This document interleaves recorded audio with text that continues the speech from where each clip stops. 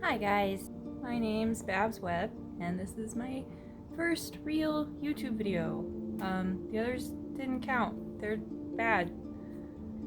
I don't like being on camera, so if I look uncomfortable, it's because I am uncomfortable. Very uncomfortable.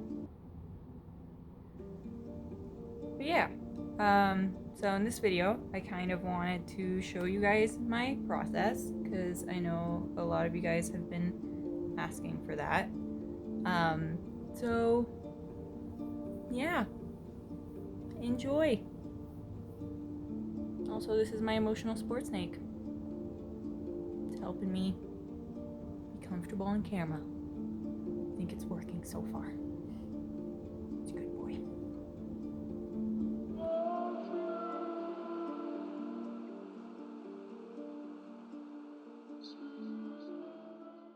So first I'll start out by prepping my paper. I usually work on hot pressed Bristol, Strathmore brand.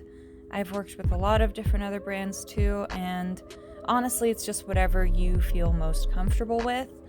I like to keep my paper rigid, so if I'm not using Bristol board, I'll put my Bristol paper onto cardboard and like tape it on. I'll use artist tape, drafting tape, painter's tape, just as long as the tape's not too sticky, because it will ruin your paper when you go to take it off, so you have to be really careful about that. And once all of the tape is on there, our paper is ready to go. Next, we're going to talk about powdered graphite, which I think is what a lot of you guys want to hear about. Powdered graphite is a pretty tricky medium because it's not something you want to inhale, so be very careful when you're using it. If you have a mask, that would work great. I usually like to keep a little of it in a smaller jar just so that I can have more control over it. You don't want to spill this stuff, it gets everywhere. And yeah, we're gonna go ahead and put this on our paper. So using a paper towel, I'll sprinkle a bit of the powdered graphite on there and rub it in. It usually takes multiple layers to get it nice and dark. You can actually see some of the oils in my hand stain the paper and made the powdered graphite kind of react funny. I'm not going to care too much about that. I'm just going to use it in my composition. So next we have all of the different mechanical pencils. I use a lot of different mechanical pencils, and they all have different lead in them, from HB to B6. I tend to like really soft graphite. I wouldn't say that the mechanical pencil is necessarily as important as the graphite within it, so always make sure you have a good quality graphite that you're working with. And I'll use my mechanical pencil to just lightly trace my drawing onto the powdered graphite. And I don't really have a plan with this drawing. I'm just sort of winging it and letting it come out naturally.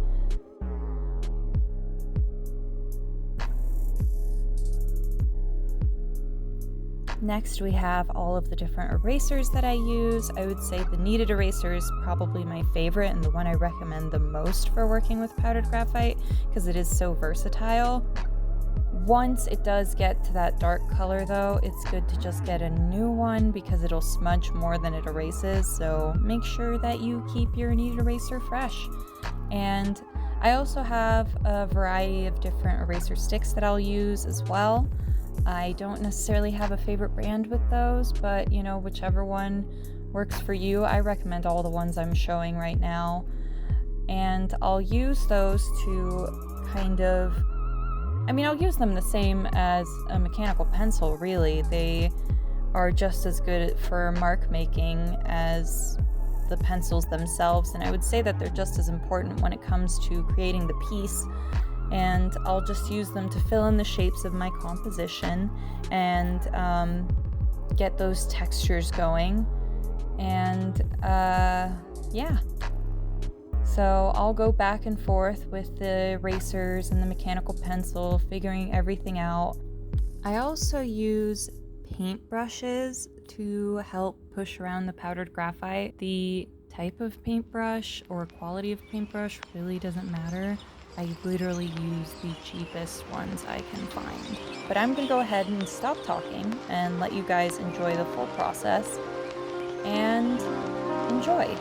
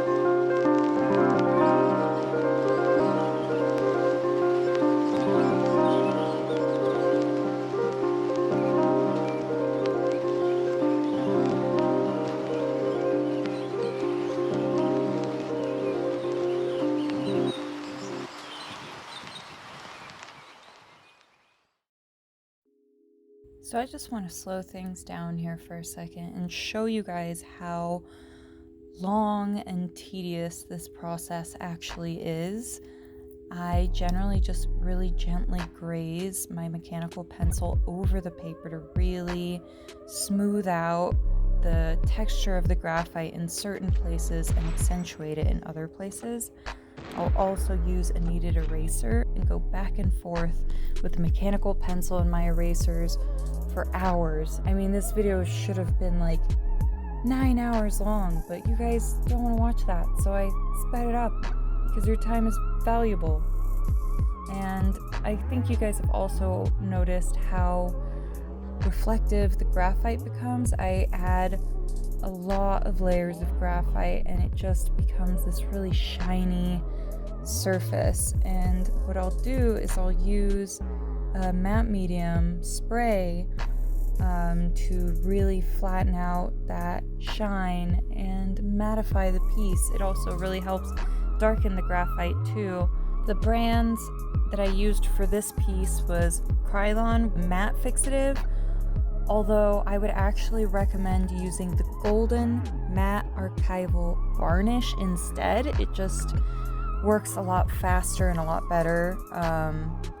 And you can see here how many layers of this spray that I have to add for it to finally take effect. And you have to wait at least 10 to 20 minutes in between sprays, or else the varnish could cloud the drawing and give it this kind of white film. So it's really easy to ruin your drawing when you're varnishing it, and it's always a good rule of thumb to scan the drawing in before you do any of this, to make sure if you do mess it up, you at least have a digital copy. And yes, I have ruined many drawings doing this. Once the piece is varnished, we can finally carefully take our tape off and check out how crisp our edges are. Wow!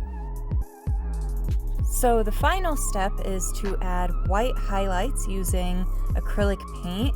You can also use pearl white or gouache or even gel pens, but I like the white acrylic. I mean, I always have it on hand and it's easy to use, and I'll just go in with a really thin paintbrush and put in all of my whitest whites.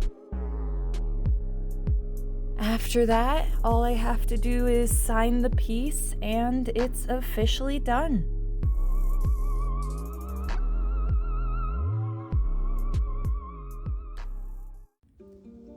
I hope you guys enjoyed this in-depth look at my process, and hopefully if enough of you guys want, I can do more of these in the future. It was a real challenge to make this video. I don't know anything about video editing, but I'm learning, and I'm excited to make more for you guys in the future. I just want to give a quick shout out to all of my patrons. This video wouldn't have been possible without you guys, especially my Siren tier, Andrew Solo, Annabelle Lewis, Jay Ben, Marissa Pistolesi, Michelle Canales, and Thaddeus. Thank you so much, guys.